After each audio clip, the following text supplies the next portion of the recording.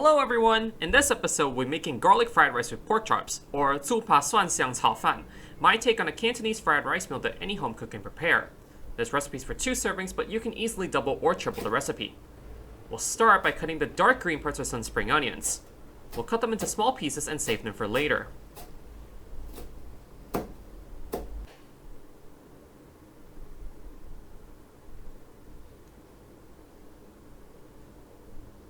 We'll also cut the white parts of the spring onions. We'll cut them into small pieces and save them for later.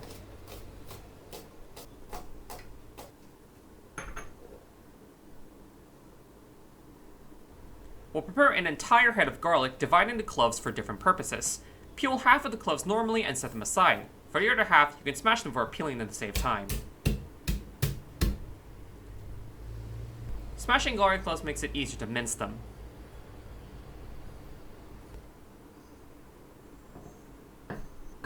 The minced garlic will be used to add fragrance to the fried rice. We'll save them for later together with the white parts of the spring onions.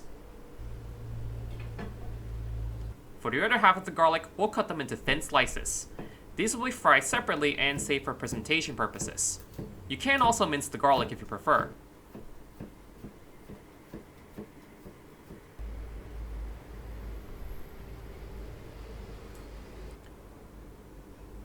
We'll now prepare the marinade for the pork chops. In a bowl, I've got 1 teaspoon homemade 5-spice powder, a 1/4 teaspoon salt, and ½ teaspoon of sugar.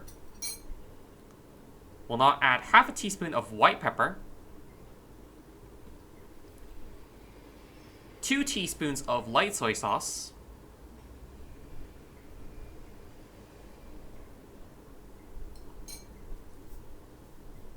two teaspoons of oyster sauce,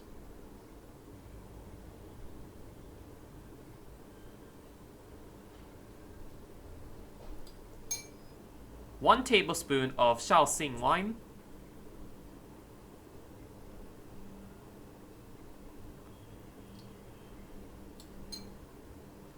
and finally 1 teaspoon of cornstarch.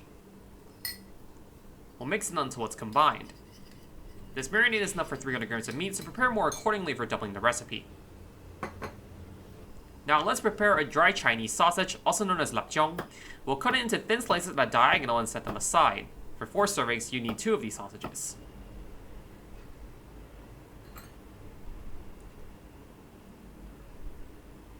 We'll now prepare 2 bone-in pork loin chops, each about 150 grams. We'll knock them with the back of the knife to tenderize the meat. Make sure to do this on both sides. Then, we'll use a paper towel to dry the pork chops to remove any bone fragments or other debris.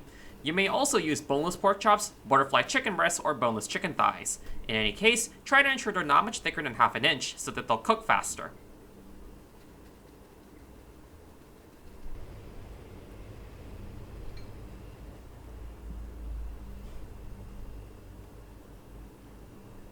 We'll then mix them into the marinade.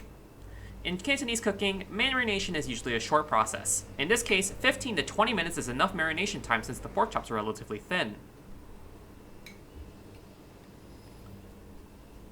Prepare some cornstarch. You will need at least a 1/4 cup. What you see here is not enough, as I'd realize later. Mix the pork chops into the cornstarch. Alternatively, you can use potato starch, but avoid flour or sweet potato starch. This batter is a slightly wet batter, similar to those used for fish and chips, as opposed to a dry batter like what you'd use for fried chicken. Eventually, the batter will become slightly sticky and it may stick to your hands or the plate, but don't worry as the batter will stick to the pork after sitting for 5 minutes or so. Just keep pressing it in until it sticks. I'm adding more cornstarch here to batter the second pork chop. Again, the recipe scales up. For 4 servings, you need ½ cup of cornstarch, or possibly more if your chops are bigger.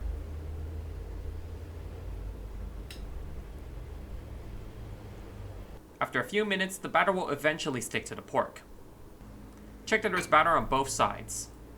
We're now ready to cook. Heat up the wok until smoking, then add a bit of oil to grease the wok.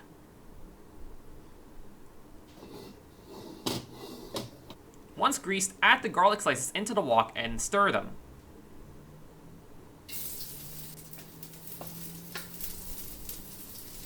Reduce the heat to low and fry them until golden brown. This will take a few minutes. Don't be tempted to rush this step on high heat, as garlic burns very easily. We'll now set the fried garlic aside for later. Add some more oil into the wok and grease it.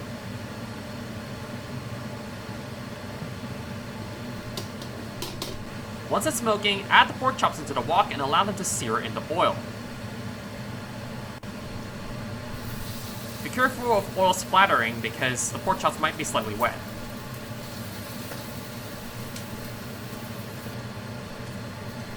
You can use chopsticks to see if they're ready to flip. If they're sticking to the wok, they're not ready yet. Control the heat accordingly to avoid burning the chops, and move the wok around to distribute the oil evenly so that both chops get a nice sear.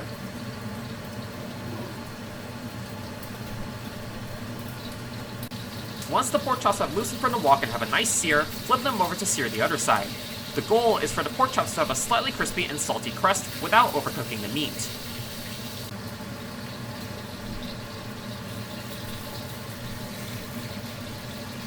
Prod the pork chops and ensure they're still soft in the middle. It means they're not cooked yet. If your chops are starting to firm up, cut down the cooking time on the second side to avoid overcooking them. Once both chops are seared on both sides and the meat is cooked through, set them aside. You can repeat this step for 2 more chops if doubling the recipe. Reduce the heat to low for the next step.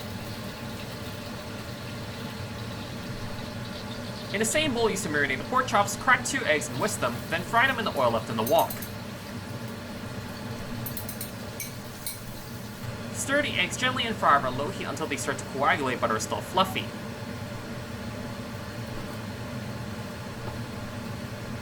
We'll then take them out.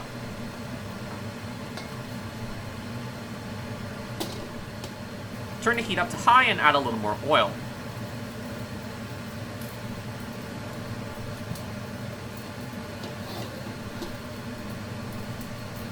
Once the oil is smoking, add the lapjeong back into the wok and stir quickly. As lapjeong has sugar in it, it will caramelize very quickly, so it's important to stir to avoid burning. Reduce the heat to low after 20 seconds and keep stirring the lapjeong so that they're charred but not completely burnt. The reason for slicing thinly is so that the lapjeong will be cooked through on the inside without burning it on the outside. Even I have overdone the charring on a few of the thinner slices here, so be very careful with this step.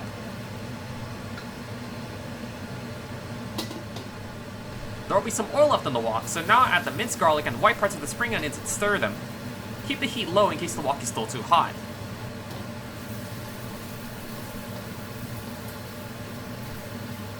You can turn the heat back up to medium once you convert the temperature. We'll fry the garlic and spring onions until they're fragrant. We'll now add 2 cups of leftover cooked rice, though I actually used 2.5 cups here since I had a little extra. Use the spatula to break up the rice. Once you've broken up and stirred the rice for a bit, you can turn up the heat to the max. I'm using an iron wok. Don't do this with a non-stick wok as you may damage the non-stick coating. Keep it on medium heat if you're using a non-stick wok. Add the scrambled eggs and stir them into the rice. We're cooking everything on high heat from now on to bring wok-hei, or breadth of the wok, into the fried rice.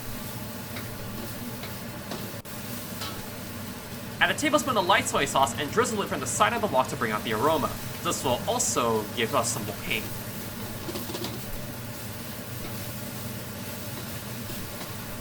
I've decided to add a little more light soy sauce. I didn't show it in the video, but I also added a pinch of salt to the rice here. Always remember to season to taste. Once the wok-hei is out, turn the heat to low and add a pinch of white pepper and stir it in. You may also add a tablespoon of sesame oil here for more fragrance, but I forgot about it this time. Add the lapjeong back into the rice and stir it in.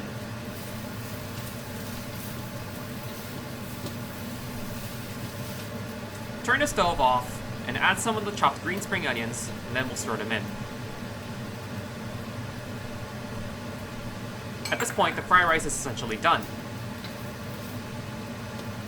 Lovely eggs, crispy sausage, aromatic rice. For each plate of fried rice, we'll add 1 of the previously prepared pork chops once we've served some of that fried rice onto individual serving plates, depending on the portion that you'd like to serve. I've chosen to serve my pork chops whole, but you can cut them up if you want. Finally, we'll finish with some of those crispy fried bits of garlic. And here's the final product: fried rice, pork chops, and crispy garlic. That's it. I hope you enjoyed this recipe and look forward to more from me.